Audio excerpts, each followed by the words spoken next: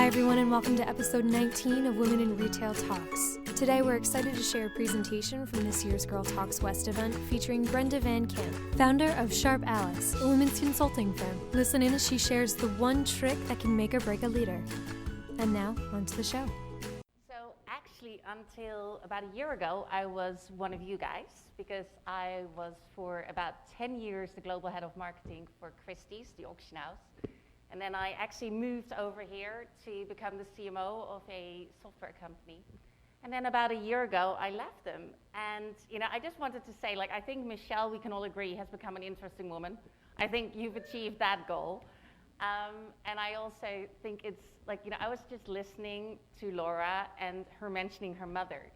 And, I just think we all kind of have some examples in our lives. And mine was a mother who said, where there's a will, there's a way. And I also started life as a ballerina, and I had a teacher who told me nobody else is going to lift that leg for you, Brenda.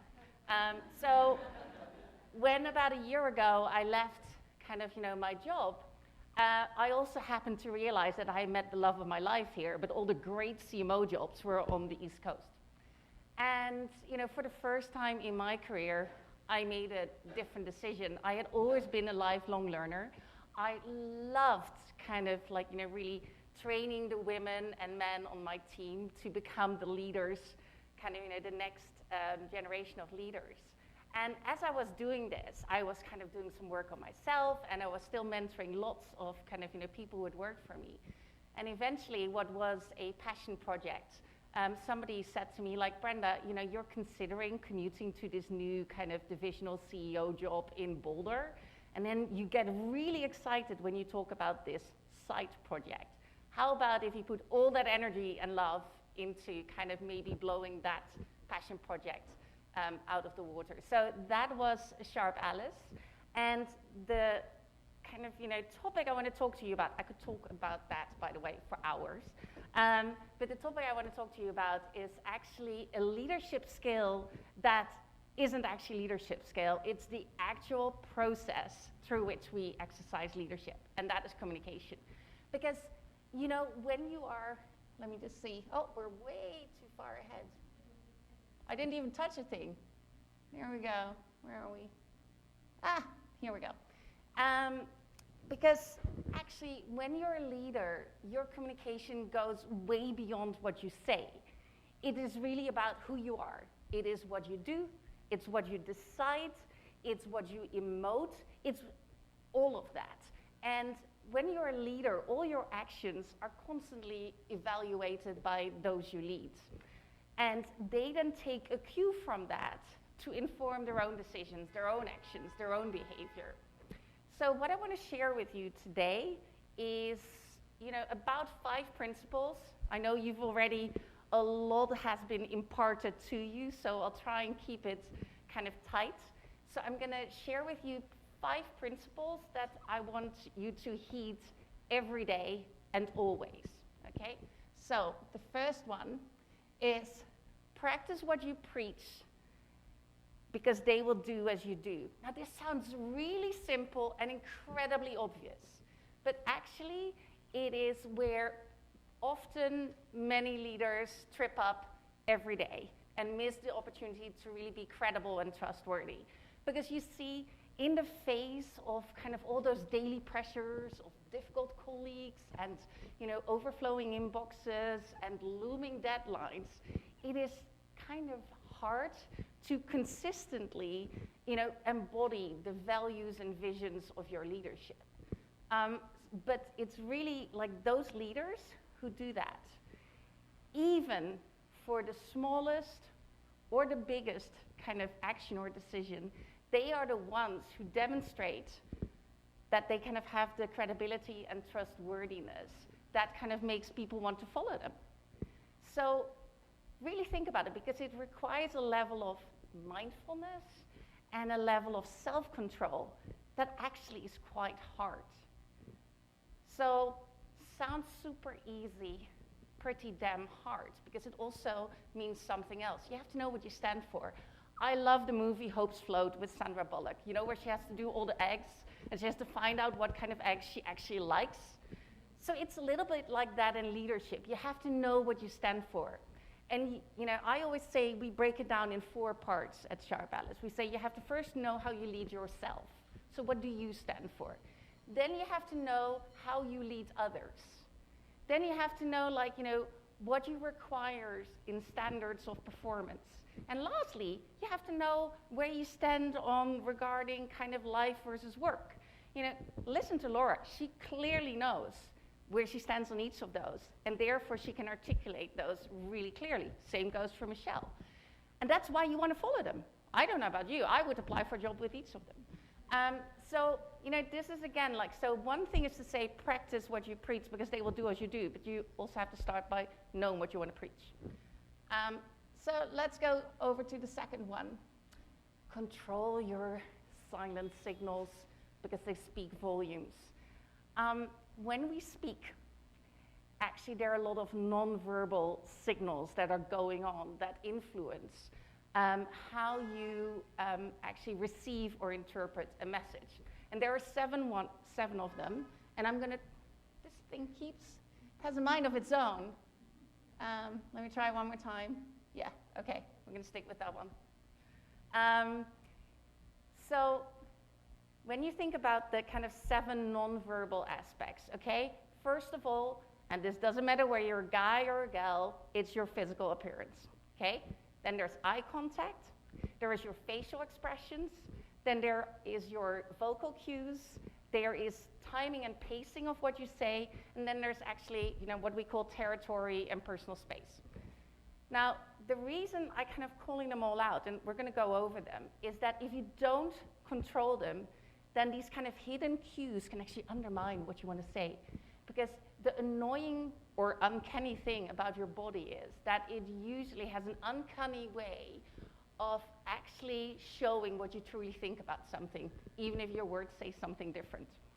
And in fact, people, if your kind of verbal communication is different from your nonverbals, they are inclined to believe the nonverbal. So I kind of like to be in control of these things.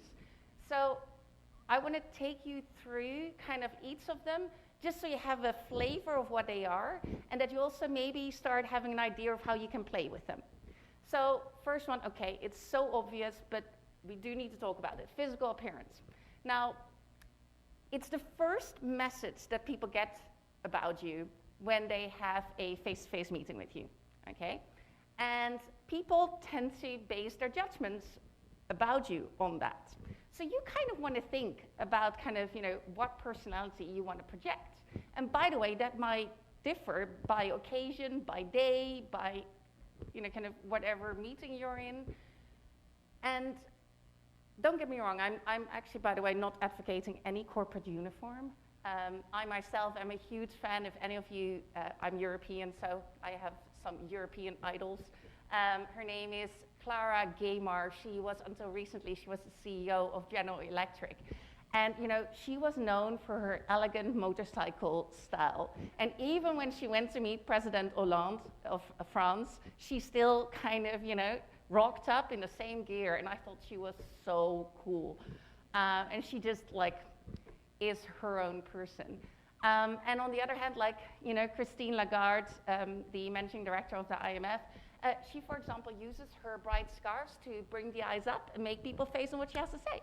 So, all I'm saying is just be aware of it and decide what you want to do with it and how you want it to help you. Okay, next one, eye contact. Have a bit more fun with it. So by looking, I just made eye contact with her, and now she's engaged. So the thing is, when you use eye contact, for example, when you're trying to advocate to your opponent your point of view, or if you're in a meeting and you're just, briefly kind of making eye contact with the attendees, sometimes those split seconds of connection can make a difference in truly engaging those people in what you have to say. So play around with it. Don't look down. Don't look over people. Just play with it. The worst thing they can do is that they look away. So next thing, facial expressions. The annoying thing is they're really hard to control because they're actually largely instinctive and they are also driven by our underlying emotions. But the thing is, as a leader, you kind of want to know how you look when you interact with people, because it really impacts how they may be receiving your message. So for example, I got told that I frown when I really deeply listen, and people thought that was disapproval, not helpful clearly to my communication effectiveness. So I had to really focus on not frowning when I was listening intently to people. So ask people and, kind of like really try and figure out how you look when you either talk or when you listen or whatever you do. Next thing, timing and pacing. Again, you can play with it. So timing and pacing can be interpreted in many ways. So first of all, if you talk really slowly, you can really show that this issue is very important or that you're very comfortable talking about this issue. Whereas if you speed up, you can show that it's not that important, or it actually unfortunately communicates that you're not that comfortable talking about that topic. So again, it's like one of those levers you can play with. You see me make lots of gestures. I think that is still, I find it hard to live on a stamp. In the ballet world, everything was big, and then I had to start to live like this. But actually, posture and gesture are really powerful in your communication. We worked with this amazing communication coach, Mary Gardner, and recently we had this amazing woman in the healthcare industry, and she started out in nursing, and now she is this senior administrator in a large hospital. But she had learned to do this when she was listening to people, because this is really caring. I really care deeply about you, and I'm listening intently. But the thing was, it was undermining, how her now often male opponents were perceiving her. And also, she was very petite, very petite. So she worked with Mary, and she did two little things. She straightened out her head, and she started making bigger gestures. And within a couple of months, her boss said, I don't know what you did, but somehow your gravitas has just and we were just like literally, I shouldn't use the word giggling, but we were, because all she had done is straightened her head and done a bit more of this. So, it's just a little example. Now, this worked for her. I'm just saying sometimes in communication, it's about nuances. The one last one I want to kind of touch on before we move on is actually, I talked about territory and personal space. Now, that sounds a little bit weird maybe, but actually it's about how you manage the space between your audience and you. So you all saw that Michelle had chosen to kind of be, at one level with you with her mic. That's her style. And as a result, you really felt super connected with her. And it doesn't just matter when you're kind of doing a presentation, it even matters in your office. So, because it changes the sense of intimacy or authority with which you deliver a message. So sometimes, a boss may choose to stay at his desk and have somebody else stand there. That shows authority. Now they are kind of like, basically, or they may do it the other way around. So I want you guys to just start thinking about these things. We can spend a whole day on this, but these are just some things to start playing with. Don't just think I'm just saying my words, because your words can say one thing and all the other things can say another thing. So let's go on to, I'm gonna really control this now. Let's see, okay. So this is one thing. Women, unfortunately, we've been told by society to be nice and to not be threatening. And as a result, some of us, I'm not saying all of us, but many of us, have incorporated some ways of speaking that kind of make us mitigate our statements. Now, I'm Dutch. I don't do mitigation very well. We're very direct. And so I'm saying a couple of don'ts here. And these are just things I on purpose typed out on this slide because I really want you to start thinking about this. Because for the next week, first start noticing, tally, whilst you're having a meeting, tally in your notebook how often you do this. Or when you've written a couple of important emails, just read them over after the first draft and see how often you've kind of, used the disclaimer by saying, oh, I'm not sure about this, but maybe. Or you've maybe used a filler, those are the hardest ones to cut out. Or you've used kind of a hedge. Think about these things because, you are basically, before you're even saying anything, you're already saying, oh, I may be wrong, or like, not sure, but. So these are just things, don't mitigate what you have to say. Say it, okay? Okay. I love this quote. It's a two-way street. Many people forget that actually communication is a two-way street, particularly when they become, when they're in a leadership role.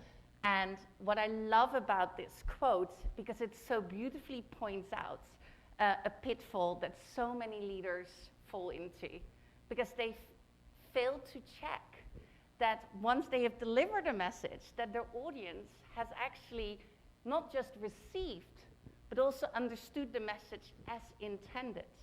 And those last three words are important, because they may have received it, but not understood it as intended. And the reason for that is there are kind of three common reasons. First of all, if you want to influence, an audience, whether it's an individual or a group, you first need to know, what their perspective is on that issue. Unfortunately, often, many leaders don't spend the time first understanding kind of, where their audience, whether it's a person or a group, stands on that point. And as a result, they fail to be able to craft the message that actually resonates and addresses, their perspective. Second reason, and this is actually one about words. The words that I use or that you use, they only carry influence if they connect to a concept that is part of your experience. So you may be a leader and your goal may be kind of, increasing shareholder value. Well, that may not mean anything to your team, however, their performance bonus does. So again, make sure that kind of your words actually mean the same thing to the people you speak to. Lastly, and this is, I think, the most critical one, is communication doesn't happen instantly. So often, people forget that it takes people time to digest, interpret, and reconfirm their understanding about the message. So, for example, don't think that you've communicated when you've taken you've discussed a new topic at an all-staff meeting, and that's it. Afterwards, you need to follow up with a series of methodical steps where people can ask questions, give feedback, and clarify their understanding. Communication takes time. Don't think that you having told a group means that you've communicated. You've just taken the first step. So, I love this one. No communication is communication. It's a little bit like delaying to make a decision is making a decision. In a similar way, deciding not to respond to somebody who is expecting a response is communicating. And I know that many of you don't have to be a leader for this, have overflowing inboxes. So you manage by just responding to the most urgent ones, don't you? Unfortunately, by doing so, you've just told the senders of all the unanswered emails that you don't care about their message, even though they bothered to write it to you. Okay?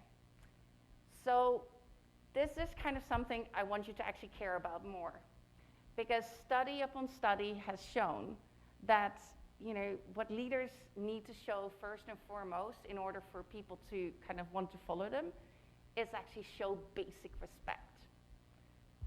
Whereas by kind of not answering somebody's email 20 times, and by the way, I'm as guilty as every other person. I'm trying to figure out how to stay on top of these things. I'm not saying this is the solution. I just want you to become aware of it. Okay? So I'm powering through because I know we're getting late in the night. So this is the last one I want you to think about. Don't we all love how much more productive we think we've become since we can use email and text? The annoying thing, it's not a communication channel. It's an information channel. Communication is like two-way, and it builds a relationship. Information just means that you've just moved it to somebody else. You haven't given them any chance to respond to you. So you might be feeling a lot more efficient but you might just be doing a lot more sharing, but a lot less communicating. So these are kind of just, communication is a huge topic, okay? But these were just some of the 5 principles I wanted to share with you today to start thinking about, because so often I hear people thinking, oh, communication, oh, it's presentation skills. I need to go on a presentation skill training. You know, I'll be so ready. No, communication is everything you do, and it is these 5 principles. If you were to start heeding them today, you would already become a lot more, I would say, communicative. I would say a lot more effective in your communication to your peers, to your colleagues, and even, like, you know, you might want to practice it at home too. Thanks for listening. For more information on all things Women in Retail Leadership Circle, be sure to check out our Instagram, Pinterest, and Twitter pages at WIRL Leadership. Also, be sure to remember to visit our website at www.wirlc.com. Until next time, this has been Women in Retail Talks.